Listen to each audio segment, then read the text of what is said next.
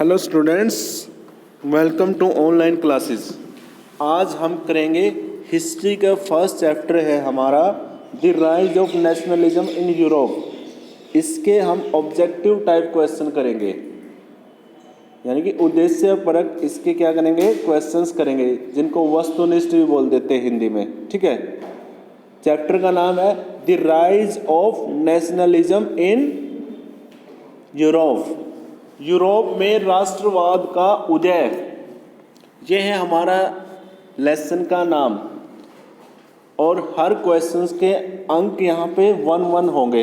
ठीक है, तो फर्स्ट है आपका मल्टी चॉइस क्वेश्चन है फर्स्ट।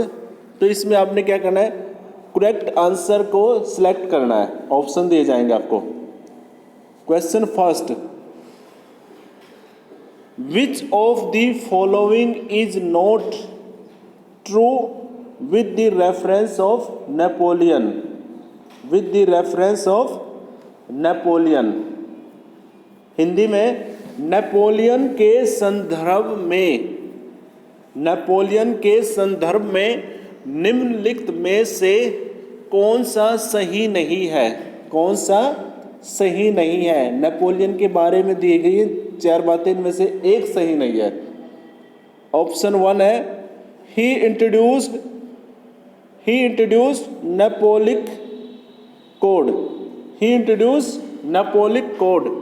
सेकंड है option B, he promoted democracy in France. He promoted democracy in France.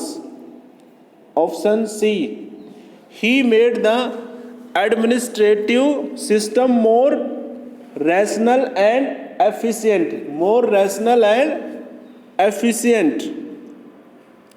Option D, the Napoleonic Code was exported to all the region under French control. Full stop. Hindi में लिखो भाई। Option क्या है आपका, उसने Napoleon संहिता की शुरुआत की। उसने नेपोलियन संहिता की शुरुआत की। ऑप्शन क्या है, उसने फ्रांस में लोकतंत्र को प्रोत्साहित किया। ऑप्शन घ है, उसने प्रशासनिक प्रणाली को अधिक कुशल तथा तर्क संगत बनाया। उसने प्रशासनिक प्रणाली को अधिक कुशल तथा तर्क संगत बनाया। ऑप्शन घ, उसने नेपोलियन संहिता को फ्रांसीसी नियंत्रण के अधीन क्षेत्रों में भी लागू किया। The right answer is option B है आपका, यही है। उसने लोकतंत्र को प्रोत्साहित नहीं किया था। ठीक है, ऑप्शन बी राइट आंसर है। इंग्लिश में है option B, he promoted democracy in France. ठीक है, question number second, when France sneezes the rest of Europe catches cold. The rest of Europe catches cold. When France sneezes, the rest of Europe catches cold. Who said these words? Who said these words? Hindi में लिखो भाई। Question second, जब France छींकता है, sneezes means छींकता, तो बाकी Europe को सर्दी जुकाम हो जाता है। तो बाकी यूरोप को सर्दी जुकाम हो जाता है। ये शब्द किसने कहे थे? ऑप्शन ए है इंग्लिश में मैटरनिक, नेम है METTER, Metternich. Option B Lenin, LENIN। Option C है नेपोलियन, NAPOLEON, लेपोनियन। डी है विलियम फर्स्ट। ऑप्शन डी है विलियम फर्स्ट। इनमें से एक है कोई। हिंदी में लिखो मैटरनिक, ऑप्शन घ है लेनिन, ऑप्शन घ है नेपोलियन, ऑप्शन घ है विलियम फर्स्ट, विलियम फर्स्ट। तो right answer is option 1 Metternich. ठीक है। Question number 3, which one of the following is true regarding how the new artist depicted liberty during the French revolution.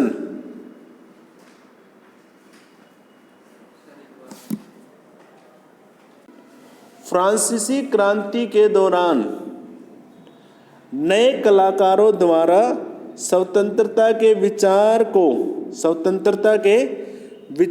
को व्यक्त करने के संदर्भ में निम्नलिखित में से कौन सा कथन सही है? ठीक है।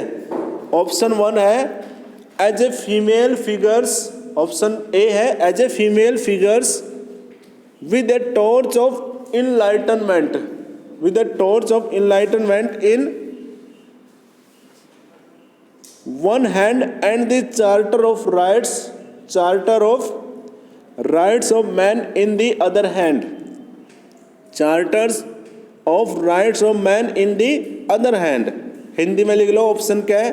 एक महिला के रूप में जिसके एक हाथ में ज्ञानोदय की मशाल और दूसरे हाथ में मनुष्य के अधिकारों का घोषणा पत्र। ऑप्शन बी लिखो, blind folded women carrying a pair of वेनिंग,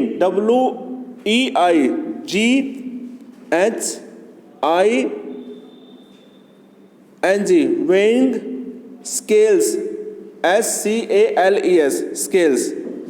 आंखों पर हिंदी में लिखो ऑप्शन है आंखों पर पट्टी बंधी हुई और वह तराजू लिए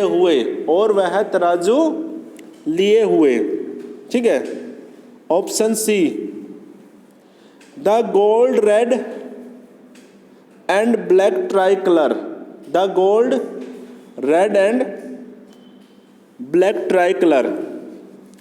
ऑप्शन ग है आपका थर्ड क्वेश्चन का सुनहरा लाल और काला तिरंगा, सुनहरा लाल और काला तिरंगा। और ऑप्शन डी है आपका rays of the rising sun, rays of the rising sun. Hindi में ऑप्शन है उदय होते हुए सूर्य की किरणें। राइट आंसर इसका ए है यानी कि कै। क्वेश्चन 4 है in which year was the Vienna Congress held, Vienna Congress किस वर्ष में हुई थी? ऑप्शन ए है 1815, ऑप्शन बी है 1845, ऑप्शन सी है 1885 और ऑप्शन डी है 1915, यानी कि 1815, 1844, 45, 1885 और डी है 1915। तो राइट आंसर है आपका 1815।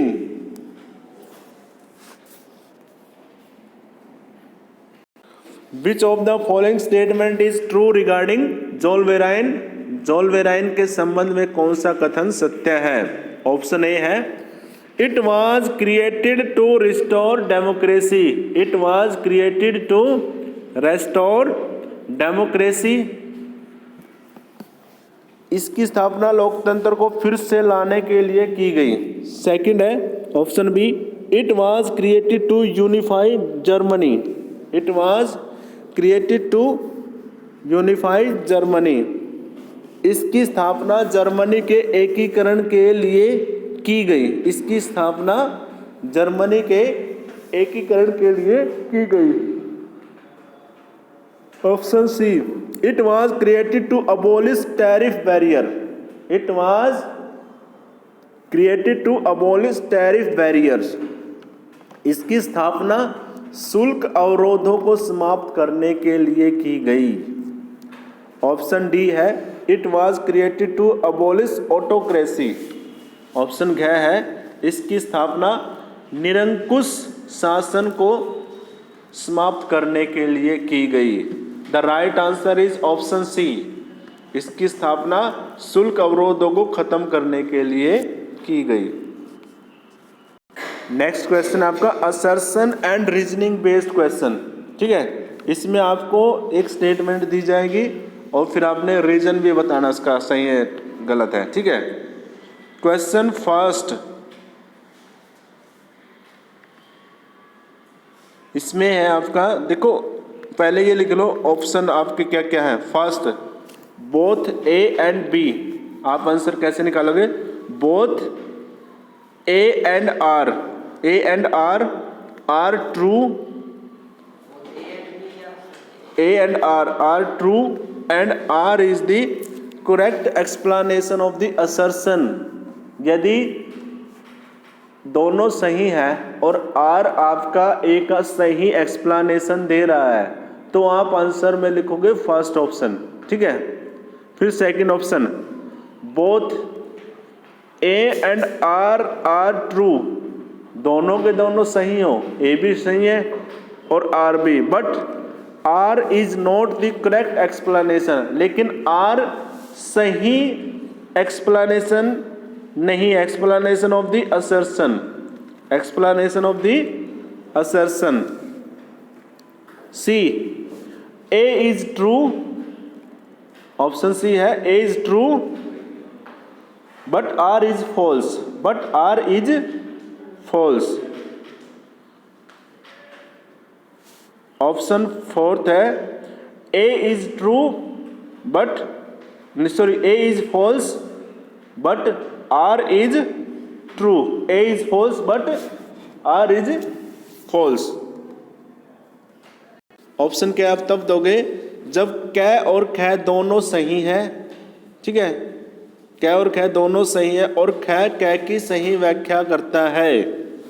ऑप्शन ख, यदि कै और ख दोनों सही है परंतु ख कै की सही व्याख्या नहीं करता तो आप आंसर दोगे ऑप्शन ख। ऑप्शन घ, कै सही है परंतु ख गलत है तो आप दोगे ऑप्शन घ। फिर है ऑप्शन घ, कै गलत है परंतु ख सही है तो आप दोगे ऑप्शन 4। ठीक है, अब क्वेश्चन लिखो। असर्शन है यानी कि कथन है, assertion in 1815 representatives of European powers, representative of European powers Britain, Russia, Persia and Austria met at Vienna, full stop। ये तो हो गया assertion। रीजन लिखो, नेक्स्ट लाइन में रीजन है the European powers met to draw, the European powers met to draw up a settlement for Europe, drop A settlement of Europe. Hindi में लिखो भाई, ऑप्शन ख है जो आपका असर्शन यानी कि कथन है, अभिकथन। 1815 में ब्रिटेन, रूस, पर्सा और ऑस्ट्रिया जैसी यूरोपीय शक्तियों के प्रतिनिधि वियना में मिले। तर्क है इसका, यूरोपीय शक्तियाँ यूरोप के लिए एक समझौता तैयार करने के लिए मिले, एक समझौता तैयार करने के लिए मिले। तो इसका ऑप्शन ए ही है राइट आंसर। ठीक है, नेक्स्ट है क्वेश्चन नंबर सेकंड। असर्शन है conservative regime,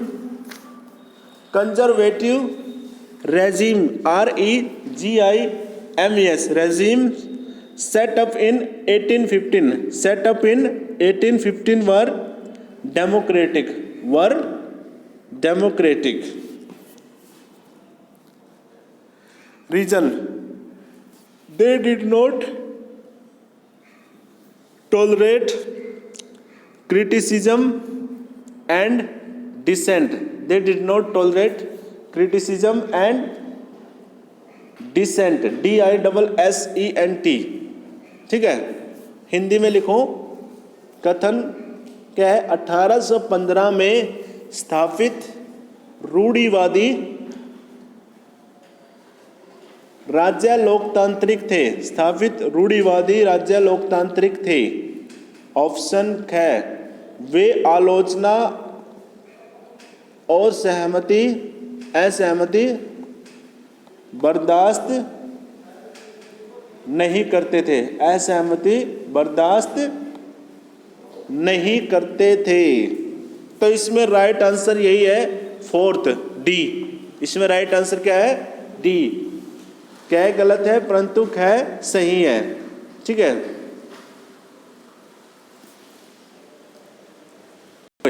most conservatives, question number 3 है, most conservatives propose a return to the society, a return to the society of pre revolutionary days, pre revolutionary days.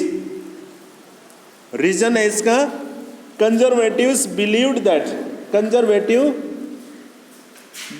That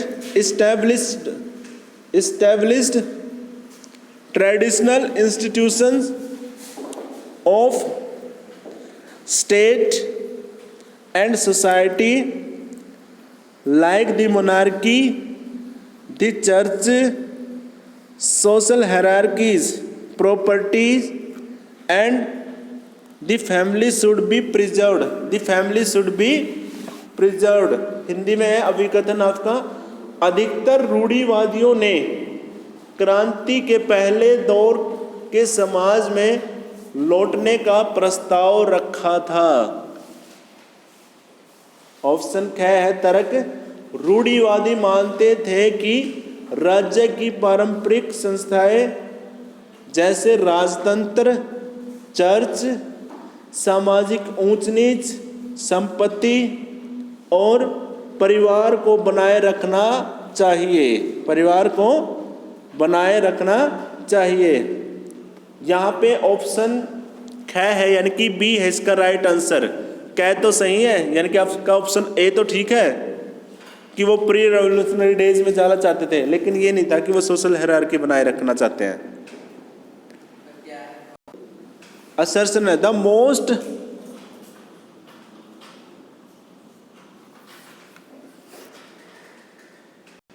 most serious source of nationalist tension, the most serious source of nationalist tension in Europe after 1871 was the Balkans, 1871 was the Balkan।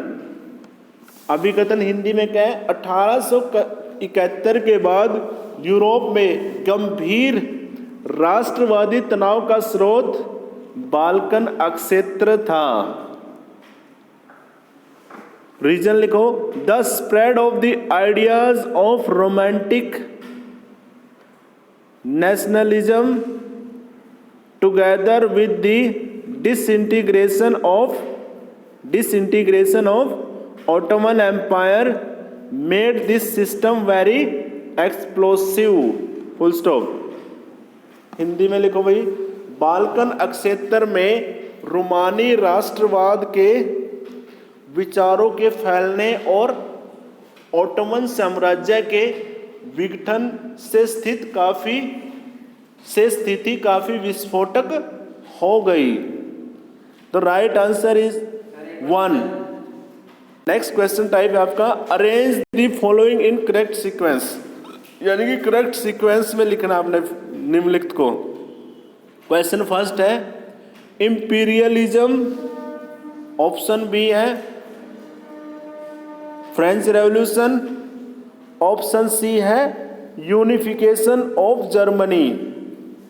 पहला है हिंदी में साम्राज्यवाद, दूसरा है फ्रांसीसी क्रांति और तीसरा है जर्मनी का एकीकरण। इसको आपने अरेंज करना है कि पहले कौन सी घटना घटी थी।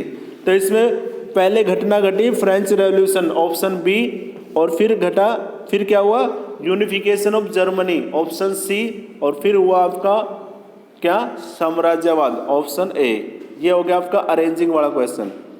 ठीक है, नेक्स्ट क्वेश्चन आपका match making. Question number 1 column A और कॉलम बी लिख लो। कॉलम ए में है first Frederick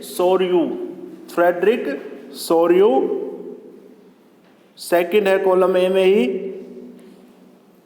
गिसेपे Mazzini GIUSEPPE Giuseppe Mazzini MAZZINI Mazzini.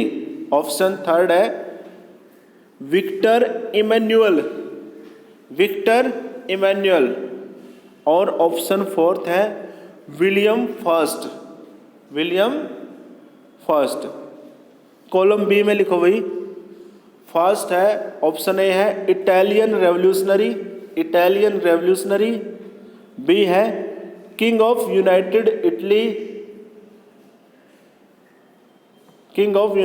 Italy, option C है जर्मन एम्परर, और ऑप्शन डी है फ्रेंच आर्टिस्ट। हिंदी में लिखो भाई। हिंदी में कॉलम क है फ्रेडरिक सोर्यू, सेकंड है जुसेपे मैस्सिनी, ऑप्शन सी है विक्टर इमैनुअल, और ऑप्शन फोर्थ है विलियम फर्स्ट। ख में लिखो भाई। ऑप्शन कॉलम ख में फर्स्ट है इटली का क्रांतिकारी, एकीकृत इटली का शासक, ऑप्शन घ है जर्मन सम्राट, और ऑप्शन घ है फ्रांसीसी कलाकार। इसको आपने मैच करना है। ठीक है, कॉलम ए में है फर्स्ट यंग इटली, सेकंड है first king of United Italy, और ऑप्शन थर्ड है congress at Vienna 1815। Column B में लिखो ड्यूक मैटरनिक। कॉलम बी में है फर्स्ट ड्यूक मैटरनिक, सेकंड है विक्टर इमैनुअल सेकंड, और ऑप्शन सी है मैजिनी। हिंदी में लिख लो वही। फर्स्ट है यंग इटली, कॉलम ए में सेकंड है एकीकृत इटली का पहला सम्राट, और थर्ड है 1815 का वियना का सम्मेलन। कॉलम ख में लिखो वही ड्यूक मैटरनिक, सेकंड है विक्टर इमैनुअल, और घ है मैस्सिनी। तो इसको भी आपने मैच करना है। नेक्स्ट क्वेश्चन आपके correct the following statement and rewrite. Question first है the first clear expression of nationalism came with the Russian revolution in 1789।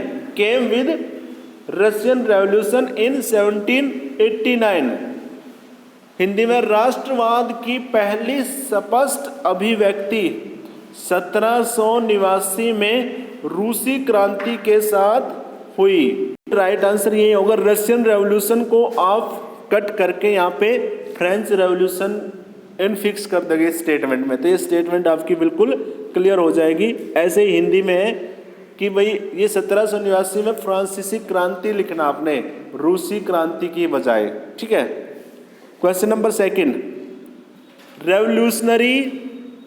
revolutionaries believed that established traditional institution of state and society like the monarchy, the church, the social hierarchies,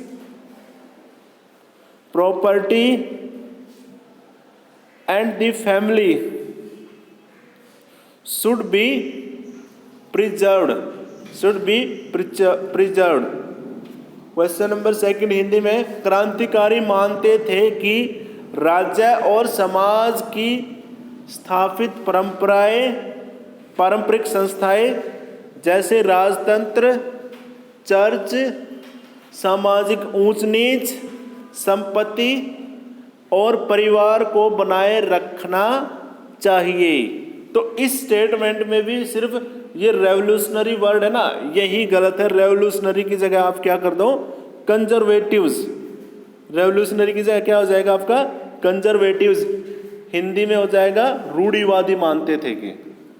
next है आपका question number third, civil code of 1804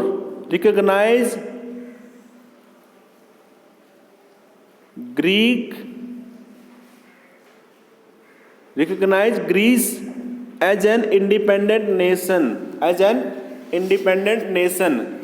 1804 की नागरिक संहिता में यूनान को एक स्वतंत्र राष्ट्र की मान्यता दी, एक स्वतंत्र राष्ट्र की मान्यता दी। इसमें जो आपकी क्या हो जाएगा, जो ये आपकी यहाँ पे वो दे रखी है ना ईयर 1804, इसकी जगह पे आप लगा दो 1832, 1832 में हुआ था सिविल कोड वहां पे। The treaty of Constantinople Hindi में है 1832 की नागरिक संहिता में कस्तूनतुनिया की संधि और 1832 ये ऐड करना आपने, कस्तूनतुनिया की संधि, ठीक है। Like Germany, Italy too had a long history of political fragmentation. Germany was divided into 7 states, of which only one,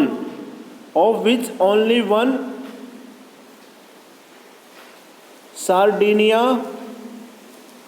Piedmont, was ruled by an Italian princely house. Hindi में, जर्मनी की तरह इटली में भी राजनीतिक विखंडन का एक लंबा इतिहास था। जर्मनी 7 राज्यों में बटा हुआ था, जिसमें से केवल एक सार्डिनिया पिडमोंट में एक इतालवी राजघराने का शासन था। इसके अंदर आपने मिस्टेक निकालने, इसके अंदर क्या है देखो, like Germany Italy too had a long history of the political fragmentation, ये तो सही है यहाँ तक है। Italy was divided into 7 states, ये भी ठीक है। Of which only one, Sardinia Piedmont, was ruled by an Italian princely house, ये आएगा इसमें। Question number 5th last question है इसका, ये कर लो। In 1861, Victor Emmanuel II was proclaimed King of United Germany.